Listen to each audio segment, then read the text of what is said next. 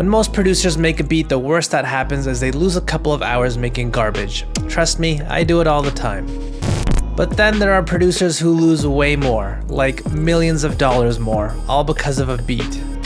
So today let's talk about beats that got producers into legal trouble and how it all happened, and for fun we'll even break down these illegal beats and how they were made. And I'm saying this right off the bat, this video is for educational purposes, so if the police come and I get arrested, you gotta promise to come to my defense. Cause hey, I do this all for you, and all I ask is for a like or a subscribe.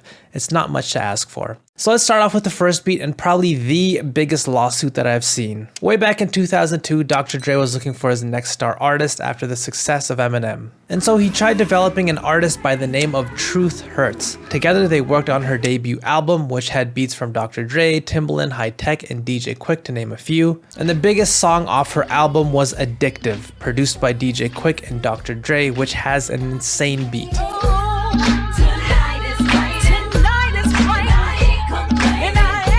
This song got pretty big. It peaked at number 9 on the Billboard charts, but unfortunately its popularity may have been a bad thing because this beat also had an uncleared sample in it. And that's exactly what led to a lawsuit of $500 million, all because of the Indian sample in this beat. Unfortunately, my people can be very litigious. So let's take a look at how this $500 million beat was actually made. First, we have a simple kick and clap in the beat, nothing too complicated yet.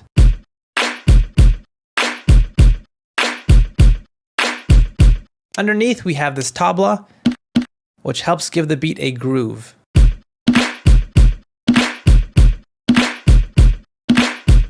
Partly because of how off-grid some of these notes are. The next percussive layer is a subtle tambourine pattern, which actually has a pretty funny story behind it.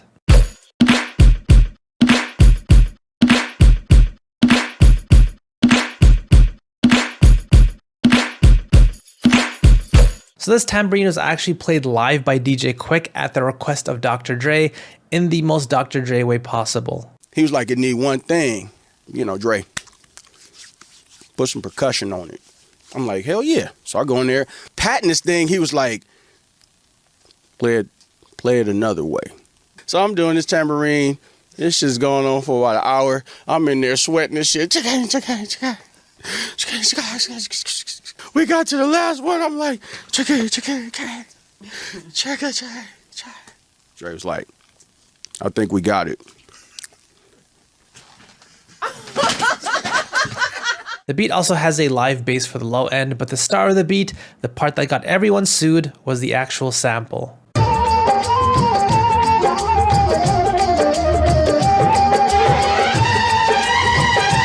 So here's how this was used for the beat. The sample was pitched up 1 semitone, and here's the part of the sample that was used for the verse section.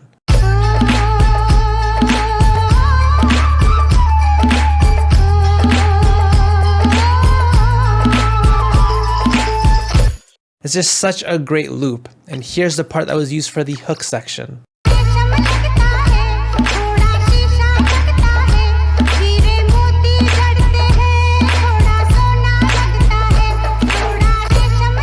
Now I did my best to EQ the sample to remove all those additional layers and sounds in it, but I'm no Dr. Dre. The way that he cleaned the sample up is just next level, so you can hear the before and after here.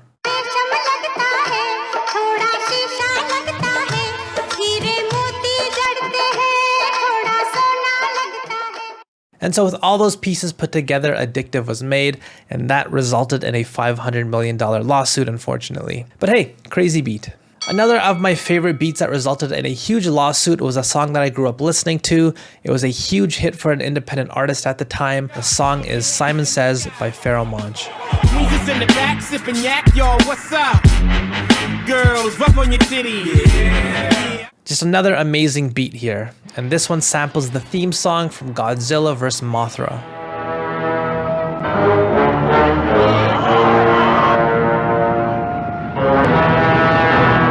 Now you can all agree that losing a bunch of money because of a sample must feel pretty bad. But what's probably worse is when Sean Price laughs at you for getting sued on top of it.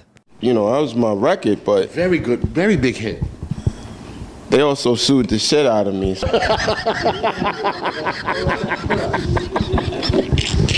So here's how this beat was made. Pharoah, who is a producer on the beat alongside Lee Stone, starts the beat by playing the intro of the sample as it is as we get into that main horn riff.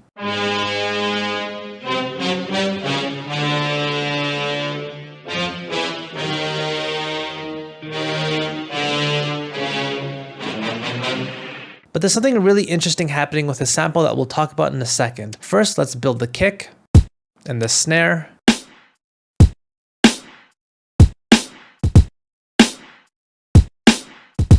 Then we have a couple layer of hi-hats, one that has a unique timing that comes in and out.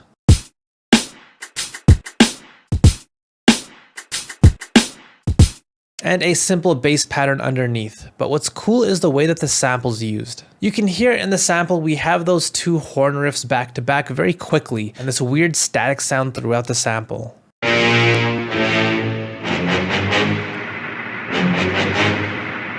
So if we just loop the sample as it is, here's how the beat would sound.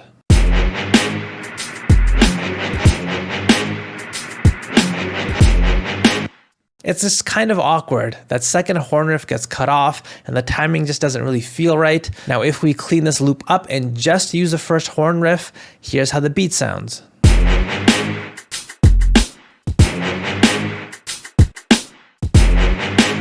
It sounds kind of empty. So instead, Pharoah and Lee decide to do something really interesting and skip that second horn riff and use the sound of static as a way to fill up space in the beat.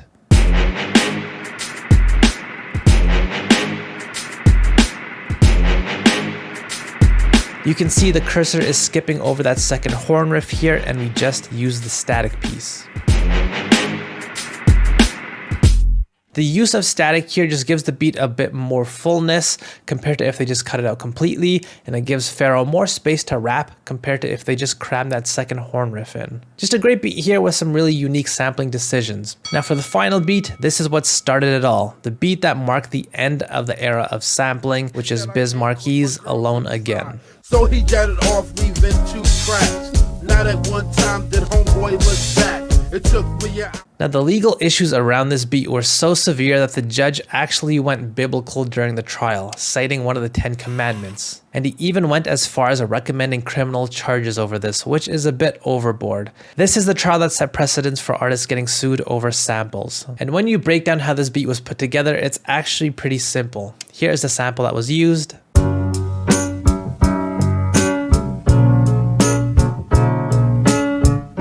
And that part in the beginning of the song was just literally looped as it is, just slightly sped up with some drums over top. Nothing too fancy in terms of sampling techniques or manipulation, but that's probably what made the artist of the samples so upset.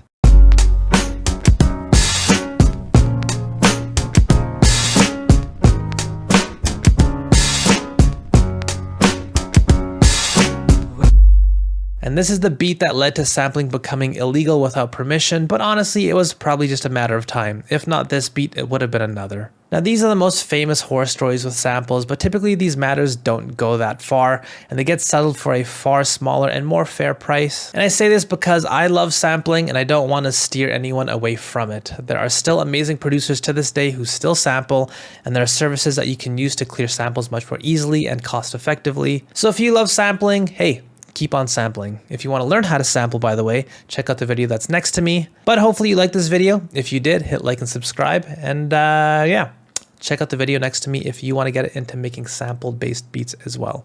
See you next week.